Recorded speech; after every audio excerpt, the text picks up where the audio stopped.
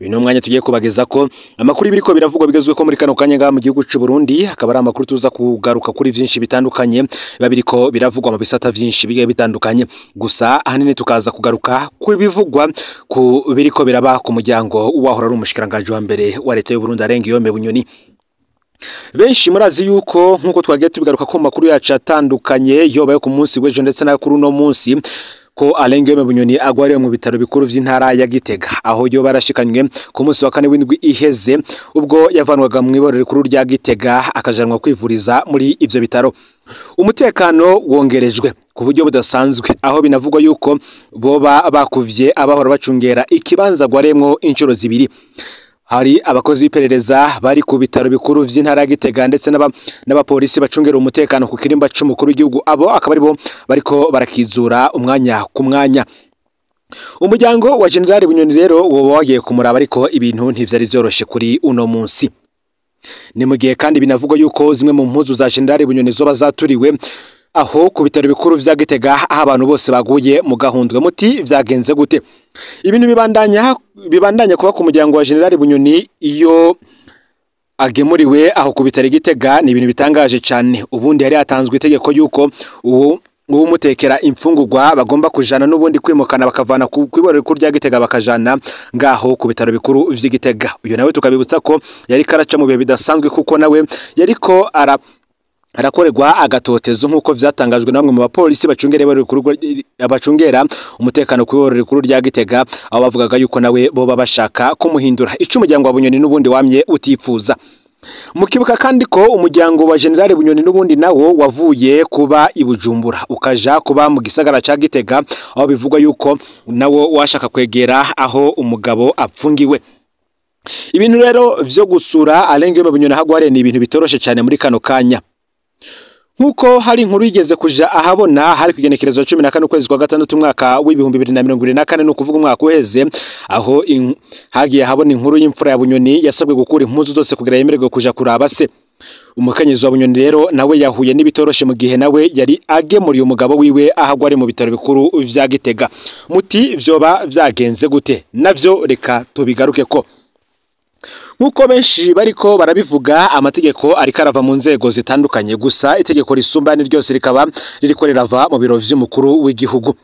Yasente niyo nkuru umupfasoni wa Alengiyome Bunyoni yari agiye gusura umugabo we hagware mu bitaro vy'intara Gitega nkuko abirekuriwe n'ubundi kuko n'ubundi aho yarapfungiye mu iborero rikuru rya Gitega umuryango warurekuriwe kuja kumuraba kabiri mu ndwi ariko bikavugwa yuko vyo vyarabaye kabiri mu kwezi kubera ingorane z'igitoro.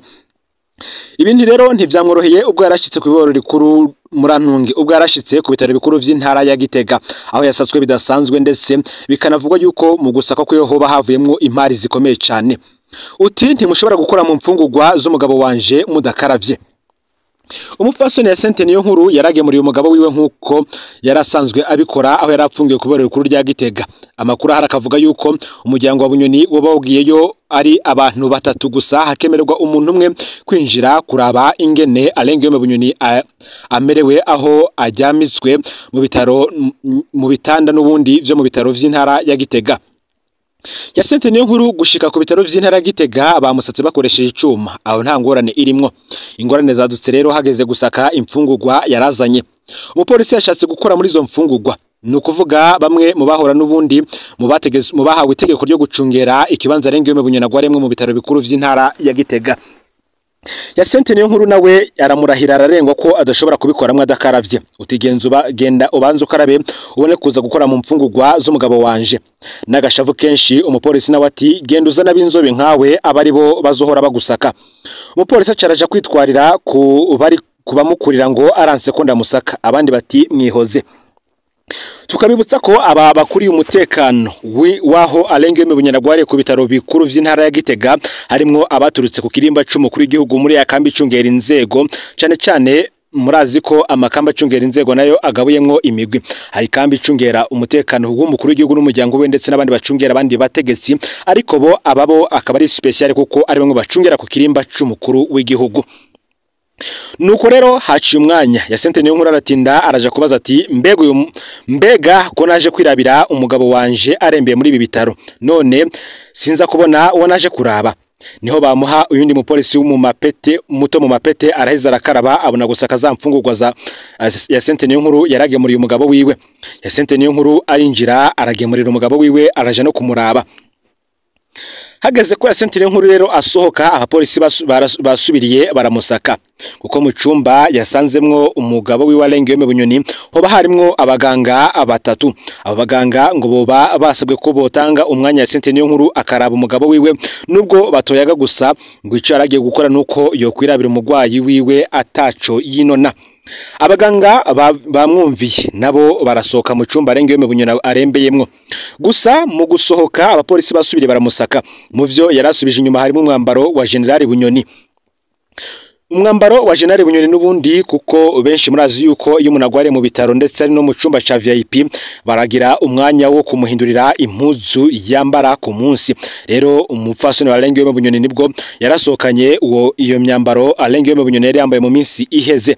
Imari rero ziba zirasubiriye kwaduka. Abapolisi bati izi mpuzu uzijanye hehe?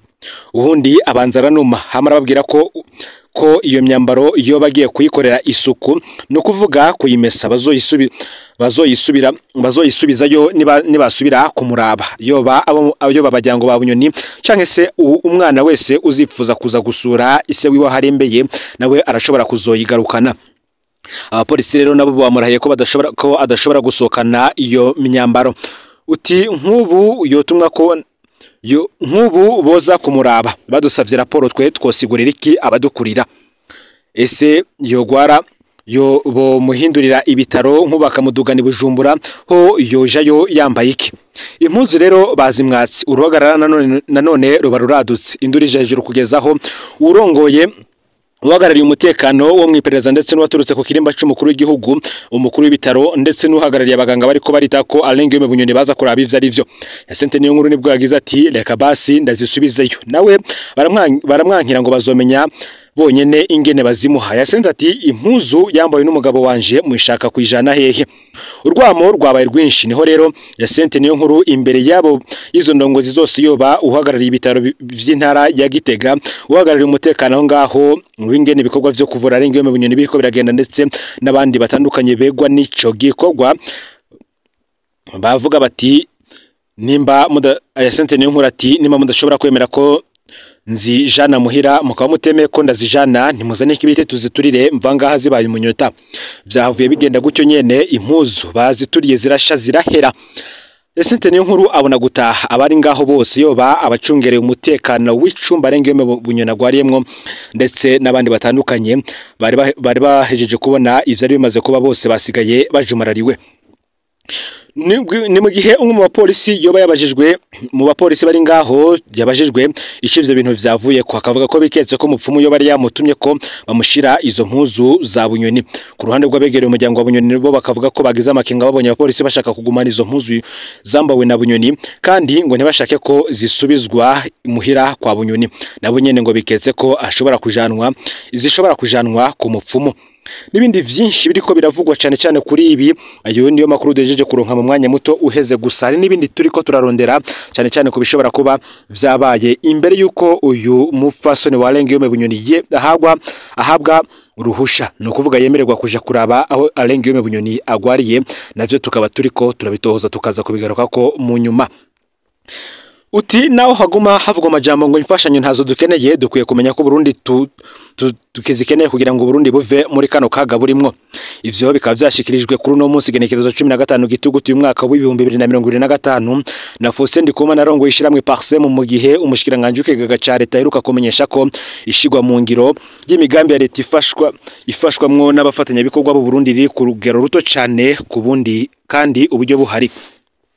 Faustin Ndikumana yagize ati ivyo vyuko amafaranga atangwa ku Burundi ariko nakoreshwe si ivyubu, ako nakageso kamye kuva kera kamaze imyaka. Muribuka tuja i Geneve kurondera amafaranga azokoreshwa mu mugambi wa CCRP ya kabiri yo kugwanya ubukene. Ajya amafaranga ari yemewe nta na 20 yashoboye kuboneka. Ivyo rero bigaca bituma imigambi iterambere icerwa. Urugomero Gigi Murembwe rumaze hafi imyaka 20 ruriko rurubakwa kubera gucerwa. Ivyo rero bica bituma abatanga amafaranga batakaza icizere ku gihugu. Hageze ko bayatanga bakabanza kubaza insiguro. Uko rero bagutakariza icizere nako nayo baguhaye baguha insorosoro naho nyene ubanje gusigura ugasanga ari ingingo zirinda kuva Washington kugira ngo amafaranga asohoke ariko ugasanga ibindi bihugu barabe amafaranga atankomanzi bikaguma bitera imbere ngo raba mu gisata cikawa nta kigenda igitoro n'ingorane umuyaga nkuba ni ikibazo internet nayo ni gucyo nyene nabamukera rugendo ntibakiza ku bwinshi ku bwizo ngorane ivyo byose rero ni ibintu bituma nabozanira karusha igihugu bavuga bati ntibakwirirwa baraza muri ico gihugu kimeze gucyo ingorane ikibitera ni iki giturire n'abantu bamaze kugira ico bita clientelisme muri nomination mu gushiraho abatwara imigambi bakaraba abantu ngo bakomeye mu mugambwe ngo naba genero ngo babaye pare hamwe uza wumva ngo nije nagusaba ico kibanza nawe nyine are turuzozurama ibi nibi nti haje umuntu abishoboye ugasanga umugambi uri kuradindira akabandanya agira ati tumenye ico dushaka izo ni ingaruka zigaruka ku barundi abarongozi bakwiye kumenya ko ayo mashiramwe adufata mu mugongo ari atuma tuva mu kaga kuko izinjyane igihugu caciyemwo zaraducerereje cyane kugira ngo igihugu kivaho kiri ni ibibazo yasozera yamenyesha ko bimwe mu muti wotogwa ruko abategetsi bokwemera ko uburundi bugikeneye imfashanyo yagize ati umuti nuko twokwemera ko izi mfashanyo duhabwa tukizikeneye tuzirondere zize gufasha mu iterambere ry'igihugu ivyo gufata amadiskuru tuvuga ngo imfashanyo ntazo dukeneye ariko ugasanga muri bije y'igihugu imiradi zirenga igihumbi ngo bazizeye mu mfashanyo birayobeye icya kabiri nukuraba abantu babishoboye hakabaho kandi konkuhu guhayanwa hakaboneka umuntu abishoboye na CV imeze neza bishobotse kandi akaza umunyamahanga kubikora kuko hako hakazo murundi agatuma imiliyoni 14 z'abarundi zihwera hopfuma haza gukora umunyamahanga akarokora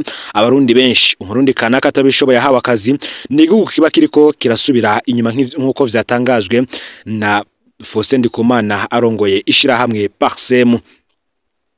Mu yandi makuru kandi biravuga ati inka uyikama ico wayihaye nimba leta idashaka kuduhe mu mushara mwiza nayo ntikwiye kudusaba gutanga ubumenyi bw'akanovera.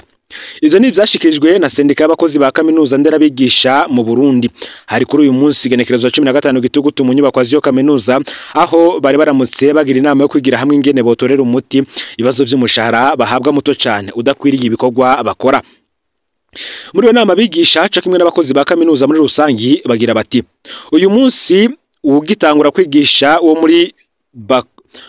muri kaminuza isanzwe ahembwa ibihumbi amajana 4 usanga atandi ibihumbi 50 by'amafaranga yo mu Burundi asumvya umudeseti yigisha mu mashure y'intango muri école primaire maze ugasanga amafaranga bamuha n'agashumbusho kuburarangana n'ibihumbi 50 bivanye n'urugero rwiwe ikibabaje nuko abene igihugu batubonye turengana bibaza ko duhembwa amamiliyoni. Muri uwo mushahara kugira ngo umwigisha ashobore kuronka aharara bimusaba kuja kumusaga canke mu buyenzi agapanga kandi ntiyashobora kubonekamwo inzu irenze icumba kimwe ugasanga jyama iruhande y'amasafuriya bagira bati birateye isoni. Kubwa Albert Nyamwansi arongoye abakozi muri iyo kaminuza nderabigisha ico kibazo cyo kudugiriza imishahara abakozi bakirindiranye gishika kuva mu mwaka w'ibihumbi 2015 ariko kandi kiguma kizana ingaruka mbi ku buzima busanzwe ukazi ndetse no kubumenyi bw'abanyeshure. Uti uwo mushahara utuma dusuzugurwa tukabaho nabi nituba tukironka uburyo bwo kugira ubushakashatsi byarigeze gushika mu gisata ndimwo ca Génie Mécanique abigisha indwi baraheba akazi byatumye abigisha basigaye bagira akazi kenshi abanyeshure nabo bagaheza ivyigwa batevye. Muri yo nama abakozi basaba leta bati nibatembere mu karere ka Ayasiba bazigitigiri c'imishahara abakozi ba kaminuza ya leta hama bagire ico bakoze. Bibazo tubazo tw'amadidane bati ni gute umunyeshure dusora ngaha afise impamyabushobozi ya master ashika arusha umushahara twebwe twamwigishije kandi dufise impamyabushobozi imurenge ya doctora naho nyene twigiye hanze y'igihugu bakitwaza ngo nuko akora muri Robert canke muri BRB. Kuba umukozi wa kaminuza nderabigisha adakora ibikorwa bijanye n'amafaranga y'igihugu nka BRB canke Oberi yoba yoca agwa mu mporero agaca ahembwa amafaranga make. Bongera ko bati birababaje kubona umukozi wa kaminuza amara umwanya wiwe wose agira ubushakashatsi arondera ingene yotanga ubumenyi bw'akanovera azoha abakora ibikorwa bihambaye biteza imbere igihugu ariko agaca ahembwa amafaranga y'intica n'ikizi idashobora no kumutungira umuryango. Bibutsa ko bashira politike mu ngiro abashira politike mu ngiro aribo bigishije bagira bati rero aho kuzirikana ku kamaro k'ubumenyi twabahaye ngo batudugiriza agashara maze umwuga wacu ugira agaciro baradusuzugura nibagumize kumuzirikanye kubwo buhinga n'ubumenyi bwose bakoresha ari twebwe tububaha. Abigisha bakavuga ko hamwe ico kibazo kitotorega umuti bishobora kugira ingaruka ku bikorwa vya kaminuza no kubumenyi bw'abanyeshure bo bakabona ko naho ari gisata cego ubushikiranganje bw'indero bahurije ku ngingo yo kwandikira umukuru w'igihugu cy'u Burundi Evariste Ndayishimiye kugira ngo bamusabe kubagendera kugira ngo bamushikirize ibibazo bafise mu bijanye n'imisharana cyane ko ariwe afise ububasha bwo kuyibadugiriza. Gaurera makuru yaragezwe ko muri kano kanya